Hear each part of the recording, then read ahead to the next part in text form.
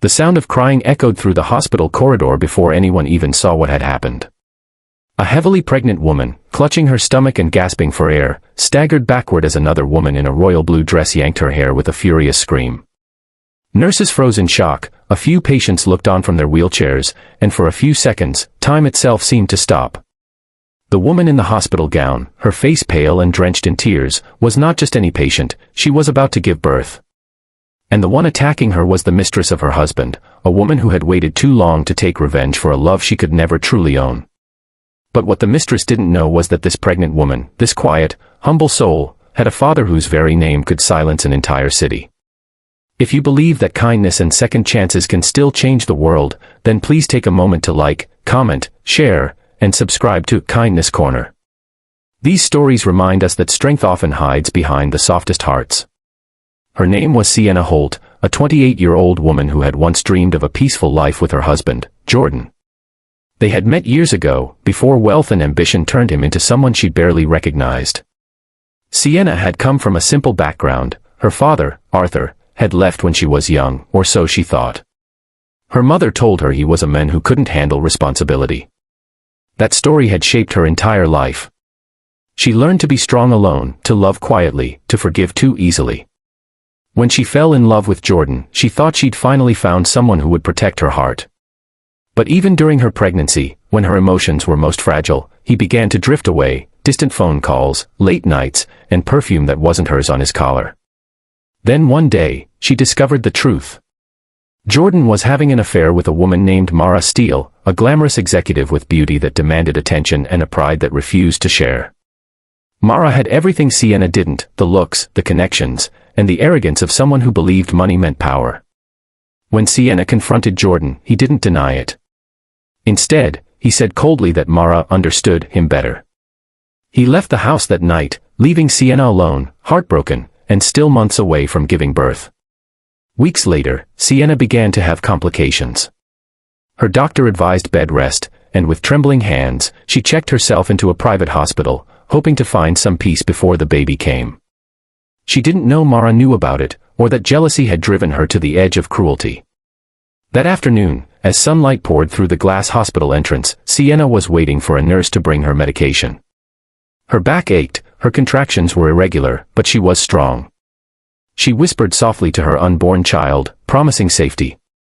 But that promise was shattered when Mara stormed in, her heels clicking sharply on the floor, her eyes full of hatred. Without warning, Mara grabbed her hair and screamed accusations, calling her weak, pathetic, undeserving. "You think you can keep him with that baby?" she shouted, pulling so hard that Sienna screamed in pain. The commotion drew attention immediately, but before the nurses could intervene, a man in a dark overcoat stepped forward, tall, silver-haired, his voice low but thunderous with authority. "Enough," he said. The air changed. The nurses froze, not from fear, but from respect. Because they recognized the man, Arthur Vaughan, one of the most powerful businessmen in the city, a man whose word could ruin empires. But to Sienna, that name meant nothing.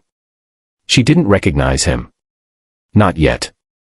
Arthur's eyes softened the moment he saw her face, the same innocent eyes as her mother's decades ago. His heart broke. He had spent years searching for the daughter he lost after a bitter divorce, years regretting his mistakes. And here she was, pregnant, crying, being attacked. His daughter. The one he had failed to protect. He moved closer and took Sienna's trembling hand as hospital staff pulled Mara away. "No one," Arthur said coldly, his voice echoing through the hall, "touches my family again." Mara turned, laughing bitterly, still unaware of who she had crossed. "Your family," she spat. This poor, pitiful woman. But when she looked around and saw the hospital director bowing his head, the security guards stepping aside, and even the nurses standing at attention, her smile faded. Arthur nodded to his assistant, who whispered something into a phone. Within minutes, reporters and cameras began to gather outside.